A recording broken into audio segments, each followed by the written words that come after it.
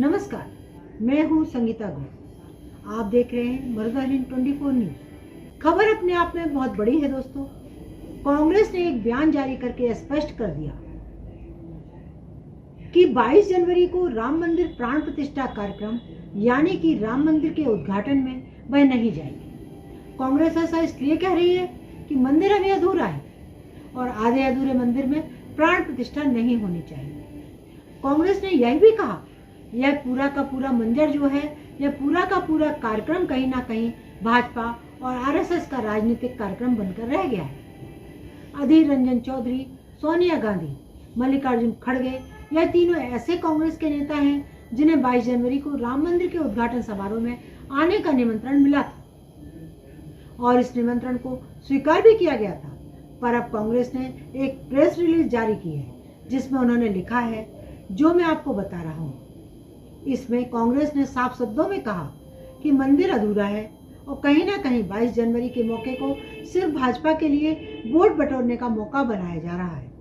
क्या कहा गया है दोस्तों इस विषय में मैं आपको बताना चाहती हूँ। पिछले महीने कांग्रेस अध्यक्ष मल्लिकार्जुन खड़गे, कांग्रेस संसदीय दल के अध्यक्ष सोनिया गांधी, लोकसभा में कांग्रेस दल के नेता अधीर रंजन को अयोध्या में राम मंदिर उद्घाटन का निमंत्रण मिला।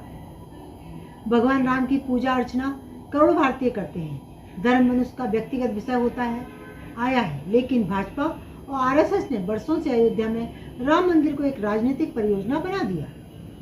गौर कीजिए, एक राजनीतिक परियोजना बना दिया गया है। स्पष्ट है कि यह एक अर्ध निर्मित मंदिर का उद्घाटन केवल चुनावी लाभ उठाने के लिए किया जा रहा है। 2019 के माननीय सर्वोच्च न्यायालय के निर्णय को स्वीकार करते हुए लोगों की आस्था के सम्मान में मल्लिकार्जुन खड़गे, सोनिया गांधी, अधीर रंजन चौधरी ने भाजपा और आरएसएस के राम मंदिर के इस आयोजन के निमंत्रण को सह सम्मान अस्वीकार करते हैं। और गौर कीजिएगा किस शब्दावली का इस्तेमाल किया गया है। 2019 के सुप्रीम कोर्ट के फैसले का सम्मान करते हुए अब क्या होने वाला है मैं आपको बताता हूँ। दोस्तों, मैंने आज तक किसी भी गोदी मीडिया के चैनल का कोई भी डिबेट नहीं देखा। अब मैं दावे के साथ कह सकती हूँ दोस्तों, कई चीजें कही जाएंगी भाजपा के प्रवक्ताओं के द्वारा।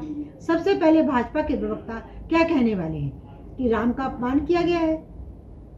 कांग्रेस के द्वारा राम मंदिर के उद्घाटन के निमंत्रण को अस्वीकार कर दिया गया है, जबकि कांग्रेस ने स्पष्ट कर दिया है कि मंदिर अभी आधा अधूरा है, 30 से 40% निर्माण ही हुआ है। ऐसे में वहां जाना गैर वाजिब है। दूसरी बात, सुप्रीम कोर्ट की बात की जा रही है, क्योंकि बीजेपी यह भी कह सकती है कि कांग्रेस सुप्रीम कोर्ट के फैसले का भी अपमान कर रही है। यही भी स्पष्ट कर दिया कांग्रेस ने। और सबसे बड़ी बात, जो बात कांग्रेस कह रही है वही शंकराचार्य भी कह रहे हैं। जी हाँ, चारों शंकराचार्य उद्घाटन में नहीं आ रहे हैं। उन्होंने भी निमंत्रण को अस्वीकार कर दिया है। अब बड़ा सवाल है कि अगर बीजेपी कांग्रेस को राम मंदिर विरोधी बताती है तो क्या उन 4 शंकराचार्य को भी राम विरोधी बताएगी? याद कीजिए, शंकराचार्य स्वामी मुक्तेश्वर आचार्य नंद ने क्या बताया, क्यों आखिर वह नहीं जा रहे हैं। पहला सुनिए। तो शंकराचार्य वहाँ पर नहीं जा रहे हैं। कारण क्या है, क्यों नहीं जा रहे हैं? किसी राग द्वेष के कारण नहीं, बल्कि शंकराचार्यों का ये दायित्व है कि वो शास्त्र विधि का पालन करें और करवाएं। अब वहाँ पर शास्त्र विधि की उपेक्षा हो रही है। सबसे पहली उपेक्षा क्या है कि मंदिर अभी पूरा बना नहीं और प्रतिष्ठा की जा रही है। कोई ऐसी परिस्थिति नहीं है कि अपने को अचानक कर देना पड़े। देखो, किसी समय 22 दिसंबर की रात को वहाँ पर मूर्तियाँ रख दी गई थी। वो एक परिस्थिति थी कि रात को 12 बजे जा करके घुस करके रख दिया रामचंद्र दास परमहंस आदि लोगों ने, उस समय के जो वहाँ के कलेक्टर थे नैयर साहब के सहयोग से।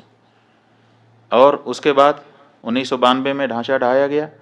उस समय कोई मुहूर्त थोड़े देखा जा रहा था। उस समय जैसी परिस्थिति थी उसी में आनन फानन में तंबू तान करके भगवान की मूर्ति गायब हो गई थी। उसको फिर उनके राजा साहब के घर से उनके दादी जी की मूर्ति मांग करके उसको ला करके रख दिया गया। उसकी पूजा होती रही। किसी ने प्रश्न उठाया? किसी शंकराचार्य ने नहीं प्रश्न उठाया कि भाई ये क्यों किया जा रहा है, मुहूर्त नहीं है। क्योंकि उस समय परिस्थिति थी। लेकिन आज ऐसी कोई परिस्थिति नहीं है कि हमको जरूरी हो गया कि आज 22 तारीख को ही कर दें। आज तो हमारे पास पूरा मौका है, हम अच्छे से बना करके प्रतिष्ठा कर सकते हैं। लेकिन फिर भी अधूरे मंदिर में प्रतिष्ठा कर दी जा रही है, तो ये हम कैसे स्वीकार कर लें? ये हमको कहना ही पड़ेगा पूछे जाने पर कि ये ठीक नहीं है। मंदिर का निर्माण पूरा नहीं हुआ है, तो प्राण प्रतिष्ठा की क्या जरूरत है? ऐसे में खुद शंकराचार्य कह रहे हैं कि इस पूरे मौके को एक राजनीतिक अवसर क्यों बना दिया गया। वह यही भी कह रहे हैं कि हम मोदी के विरोधी नहीं हैं। याद कीजिए शंकराचार्य निष्ठलानंद सरस्वती ने क्या कहा था, मैं क्यों जाऊंगा, प्रधानमंत्री उद्घाटन करेंगे और मैं ताली बजाऊंगा।